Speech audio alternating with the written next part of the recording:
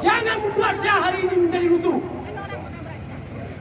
Syederalun puluhan massa dari Aliansi Pemuda Aceh Menggugat menggelar aksi damai di depan gedung DPRA pada Kamis 15 Juni 2023. Massa menyampaikan dukungan mereka kepada Ahmad Marzuki selaku PJ Gubernur Aceh. Mereka juga menyampaikan Ahmad Marzuki masih layak dan mampu untuk memimpin Aceh. Koordinator aksi Syarbaini mengatakan kinerja PJ Gubernur Aceh di bawah kepemimpinan Ahmad Marzuki sangat bagus. Menurutnya, selama ini Ahmad Marzuki melakukan kerja dengan transparan dan selalu memikirkan kepentingan rakyat Aceh. Ahmad Marzuki dianggap selalu memikirkan kepentingan rakyat Aceh, bukan kepentingan kelompok atau partai. Ditegaskan setahun terakhir kinerja Ahmad Marzuki sudah sangat baik melaksanakan tugasnya sesuai amanat pemerintah pusat.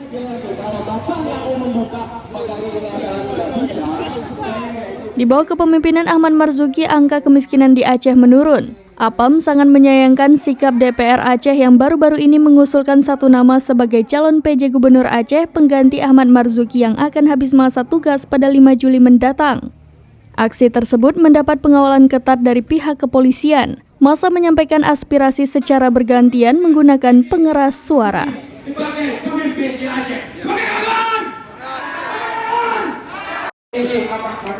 Namun hari ini, menurut kami, Ahmad Marzuki adalah benar pemimpin Aceh sesuai dengan instruksi pemerintah pusat. Jadi tidak perlu lagi ada yang namanya pergantian. Karena pergantian itu akan menghambat lagi yang namanya pembangunan Aceh. Ini maka hari ini kami ingin menyampaikan kepada Bapak Kemendikti yang bahwa di bawah kepemimpinan Ahmad Marzuki, Aceh ini sangat bagus. Dari Banda Aceh, Suburdani, serambinews.com.